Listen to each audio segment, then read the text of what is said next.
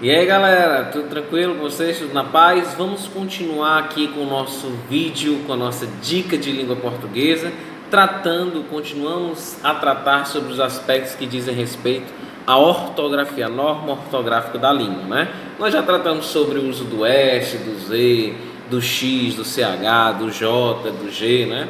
Hoje nós vamos entender alguns aspectos que dizem respeito à materialização na escrita do som S, certo? Que nós pronunciamos em algumas palavras que podem ser representadas na escrita por várias letras. Pode ser representado pelo S, pelo C cedilha, pelo SC, pelo SS, certo? E aí, para nós sanarmos algumas dúvidas que eventualmente possam surgir, né, nesse percurso, nós vamos a algumas regrinhas de ortografia aqui que vai nos ajudar na hora de escrever essas palavras, né?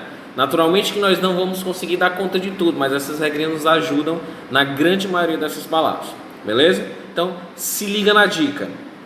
Primeiro, os verbos que tem na sua formação o próprio verbo ceder e seus derivados, eles vão formar substantivos e adjetivos com a terminação CESS,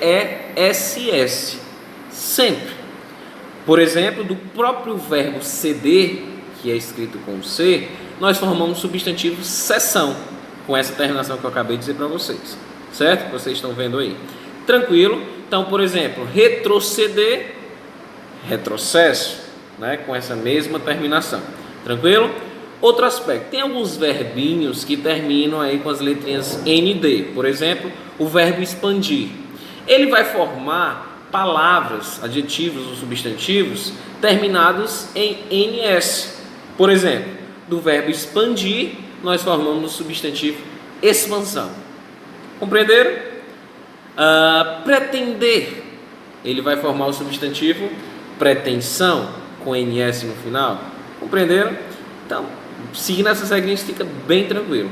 E por fim, os verbos que tem na sua formação a forma ter, né? Que sempre vão formar substantivos ou adjetivos terminados em tensão.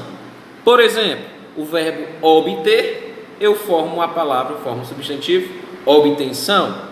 O verbo deter, eu formo detenção. Compreenderam? Conter, eu formo o substantivo contenção.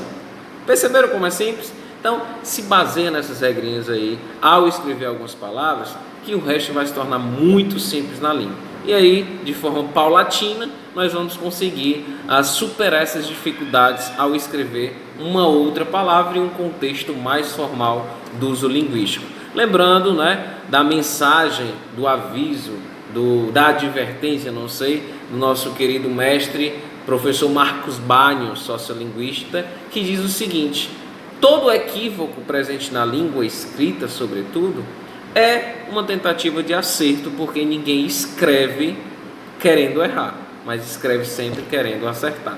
Então, baseando-se nesses aspectos, vamos então cada vez mais aprofundarmos os estudos na linguística, no estudo da língua, no estudo do texto e assim sucessivamente. Lembrando que essas dicas são apenas pontuais para que a gente possa vencer alguns desafios cotidianos, beleza? Mas a leitura, uma boa leitura, uma prática de escrita são elementos fundamentais para que nós possamos ter sucesso com o uso da nossa língua nas mais diversas e complexas atividades humanas. Beleza? Então fica a dica de língua portuguesa para vocês e um forte abraço. Valeu!